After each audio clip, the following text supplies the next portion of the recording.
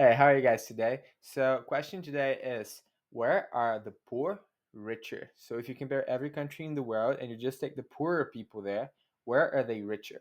And honestly, what I love about this graph is amazing. So, what it is showing is poverty rates in the OECD countries as of 2022. And it varies a lot. There's some countries as low as 7 or 8%, 6% here. Some countries pretty high, so 21% for Costa Rica, 16.5% for Bulgaria, almost 17 for Israel. And yeah, I think it's more or less online with everyone would expect. But then the US is actually at 18%.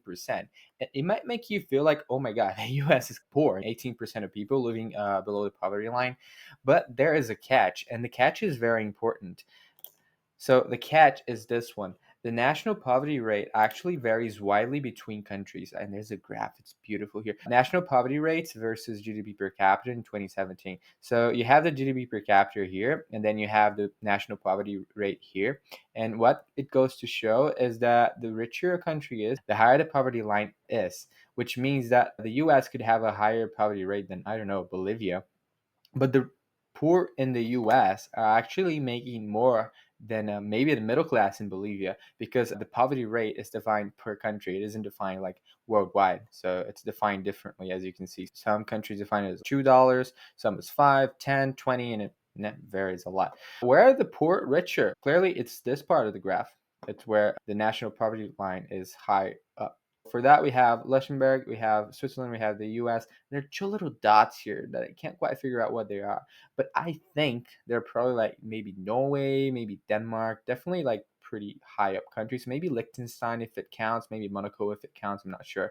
But yeah, this is where the poor are richer actually, which is kind of the opposite of what you would expect from this graph. That's what amazes me. Because from this graph, you would expect like low poverty rates to correlate with there being less poor people. But that doesn't actually mean, like, Hungary is pretty low, 6.7%, but it doesn't mean that it actually has less poor people than the US. It just means that the bar for being poor in Hungary is much lower than the bar for being poor in the US. And this is the last thing I wanted to show you guys. This is from 2010, so it isn't up to date. It's probably gotten worse or better depending on who you support since then, because exchange rates changed a lot and economies grew, or more or less.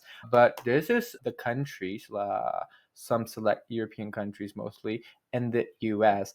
And that's how much the lower income makes, the middle income makes, and the upper income makes. So you see that, like, the US at 23 grand, it's higher up than Germany, Finland, France, Ireland, the UK, all this.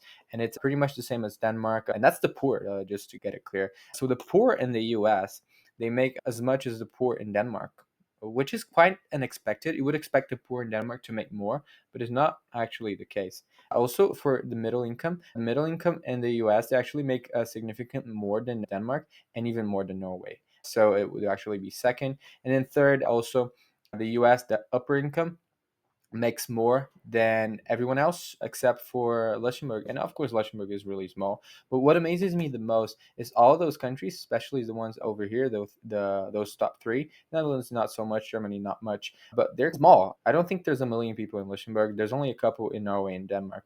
The US is literally 310, 320 million. I don't know how many anymore.